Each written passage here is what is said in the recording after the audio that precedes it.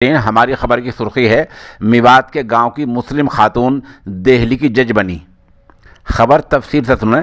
میوات سے جناب صابر Qasmi social India news کے ساتھ جڑے ہوئے ہیں۔ وہ بتا رہے ہیں کہ علاقہ میوات کے گاؤں بیسرو کی رہنے والی خاتون جج محترمہ تبسم خان نے دہلی میں جج بننے کے لیے ہوئے امتحان میں ریکارڈ کامیابی حاصل کر لی ہے اور وہ آج دہلی کی جج بن گئی ہیں۔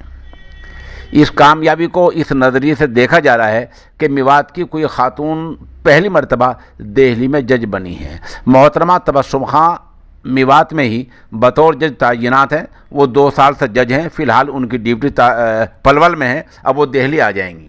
وہ دہلی میں باضابطہ جج بن گئی ہیں۔ حسن اتفاق یہ کہ تبسم خان کی بڑی بہن بھی میوات میں جج کے طور پر کام کر رہی ہیں۔ وہ گزشتہ 10 سال سے جج ہیں۔ آج کل ان کی ڈیوٹی فرید آباد میں ہے۔ یہ 2 حقیقی بہنیں ہیں۔ بڑی کا نام ہے ترنم اور چھوٹی کا نام ہے تبسم۔